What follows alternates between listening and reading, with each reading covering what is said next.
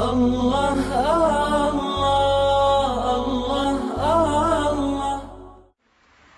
اللہ ہے کہ مومن کی جب بیت اللہ پر پہلی نظر پڑتی ہے جو دعا مانگتا ہے اللہ تعالیٰ قبول کرتا ہے۔ چنانچہ کئی مرتبہ انسان اگر ادھر ادھر دیکھ رہا ہو تو بیت اللہ پر نظر بھی پڑتی ہے اور بندہ مانگتا بھی تو تھوڑا اس کا اہتمام کر لیں کہ جب جائیں تو نگاہیں نیچی ہوں، چلتے چلیں جب آپ مطاف کہتے ہیں وہ جگہ جہاں طواف کیا جاتا ہے، وہاں پہنچیں تو آرام اطمینان سے کھڑے ہو کر تھوڑی دیر کے بعد آنکھ اٹھا کر دیکھیں اور اس پہلی نظر میں جو چاہیں اللہ سے مانگیں۔ پہلی نظر بھی آپ کی کیسی بلا کی تھی، ہم آج تک وہ چوٹ ہیں دل پر لیے ہوئے۔ پہلی نظر بھی عجیب چیز ہوتی ہے۔ چنانچہ مانگنے والے کوئی بیماری سے شفا مانگتا ہے، کوئی بے اولاد انسان اپنے لیے اولاد کی نعمت مانگتا ہے، کوئی رزق کی فراخی مانگتا ہے، کوئی انسان دنیا کی عزتیں مانگتا ہے، اور کوئی انسان اللہ رب العزت سے اللہ رب العزت کی محبت مانگتا ہے۔ جس مقصد سے دعا کی جائے گی پوری ہو۔ چنانچہ امام اعظم ابو حنیفہ رحمۃ اللہ علیہ کے پاس ایک شخص آیا، کہنے لگا کہ حضرت جب میری پہلی نظر بیت اللہ پر پڑے تو میں کیا مانگوں؟ وہ تو فقیہ تھے، سبحان اللہ کیا عجیب جواب۔ فرمایا کہ جب بیت اللہ پر تمہاری نظر پڑے تو تم پہلی دعا یہ مانگنا کہ اللہ مجھے مستجاب الدعوات بنا دیجیے۔ مستجاب الدعوات کیا ہوتا ہے کہ آج کے بعد میں جو دعا مانگوں میری ہر دعا قبول ہو جائے۔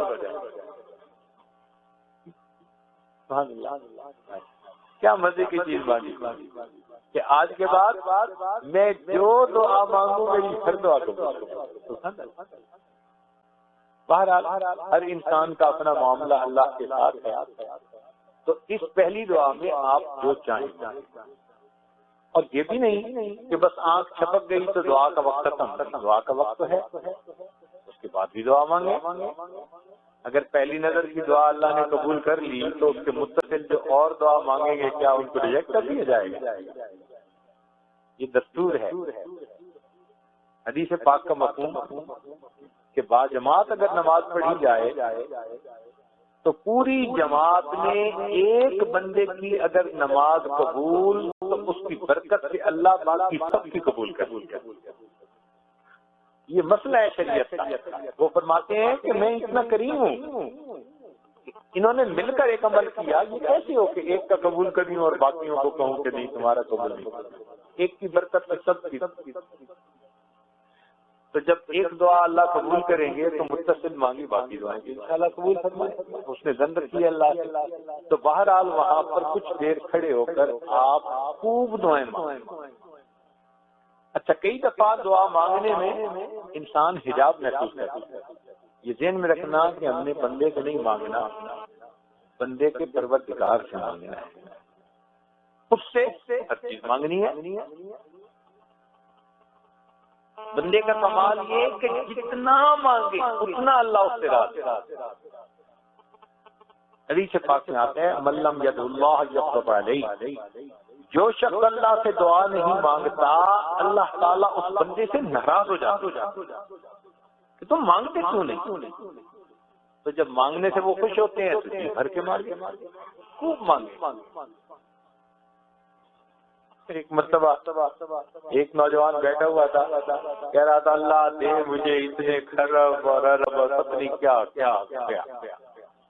تو ساتھ والے نے کہا او اتنے؟ کہتے یار تو اسے نہیں مانگے اللہ سے مانگے، تو پریشان کیوں ہوتا ہے؟ تو بات تو وہی ہے کہ جب مانگنا اللہ سے ہے تو پھر دل کھول کے مانگے، دل کھول کے مانگے۔ اب یہاں پر صرف ایک نقطہ میں عرض کر کے آگے چلتا ہوں۔ مانگنا بھی ہمیں نہیں آتا، انبیاء کو ان کی یہ شان، وہ چونکہ اللہ کی عظمتوں سے واقف ہیں، اسی لیے ان کو مانگنا بھی آتا ہے، وہ مانگنے کا حق ادا کرتے ہیں۔ اچھا دیکھیے، سیدنا ابراہیم علیہ السلام نے بیت اللہ بنایا، تو ان کو کہا گیا کہ بھی مانگو، مزدوری کرتے ہیں تو اجرت ملتی ہے، مانگے کیا مانگے؟ انہوں نے اللہ تعالیٰ سے ایک دعا مانگی جو قرآن مجید میں منقول، اللہ کو اتنی پسند آئی، اللہ تعالیٰ نے اس دعا کو قرآن کا حصہ بنایا۔ مگر تو کٹ دی اسٹوری شارٹ، بات کو چھوٹا کرنے کے لیے ایک دعا انہوں نے یہ مانگی کہ وَارْزُقْهُم مِّنَ الثَّمَرَاتِ، اللہ ان میری بچوں کو پھل عطا کر دیجیے۔ حالانکہ یہ وہ جگہ ہے کہ جہاں پر اس وقت ابھی زمزم نہیں نکلا، زمزم تو اس وقت نکلا جب اسماعیل علیہ السلام چھوٹے تھے اور ہاجرہ کی وجہ سے اللہ رب العزت نے مہربانی کر دی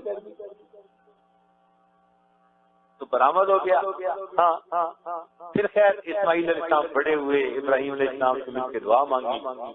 اب یہ تھوڑا سا پانی تھا جو پورے علاقے میں تھا اور کہیں پانی نہیں، اس کو کہا گیا بِوَادٍ غَيْرِ ذِي زَرْعٍ، ایسی وادی جس میں سبزہ ہی نہیں تھی، دیکھنے کو سبزہ نہیں ملتا تھا، کوئی درخت نہیں تھا، گھاس نہیں ہوتی تھی، کوئی نباتات نہیں اور ایسی چیزیں نہیں، سبزہ نام و نشان کا نہیں، خشک پہاڑ تھے۔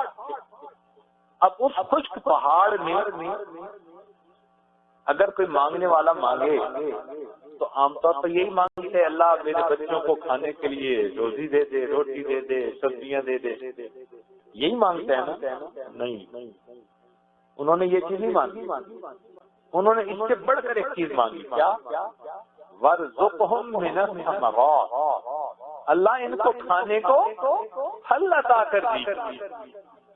نچوڑ مانگا، مانگنے ہیں تو پھر سبزیاں کیا مانگی، وہ تو ملیں گی، پھل مانگو اللہ سے۔ چنانچہ انہوں نے پھل مانگا، دعا قبول ہو گئی۔ اب عام دستور یہ ہے کہ پھل درختوں پہ لگتے، اللہ تعالیٰ نے جب اس دعا کی قبولیت کا ذکر فرمایا تو یوں کہنا چاہیے تھا اچھا میں تمہیں درختوں پہ پھل عطا کر دوں گا، نہیں، مانگنے والے کی شان دیکھیے کہ اس نے گندم نہیں مانگی، صرف اس نے ثمرات پھل، اور دینے والے کی دین دیکھیے کہ اس نے یہ نہیں کہا کہ میں درختوں پہ پھل دوں گا، نہیں، فرمایا کہ اے میرے پیارے خلیل یجبا الیہ ثمرات کل شیء، ہم نے دعا قبول کر لی، اس جگہ ہر چیز کا پھل پہنچے گا۔ شجر کا لفظ استعمال نہیں کیا، کیوں؟ شجر کے اوپر جو ثمرات ہوتے ہیں وہ تو تھوڑے سے ہیں، اللہ فرماتے ہیں ہر چیز کا ثمر، کیا مطلب؟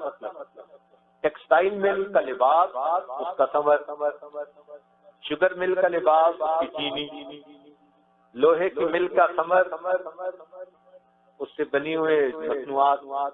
تو اللہ تعالیٰ نے فرمایا ثمرات کل شیء، ہر چیز کا ثمر جو بنا ہوگا میں میرے ابراہیم اس جگہ پر پہنچا۔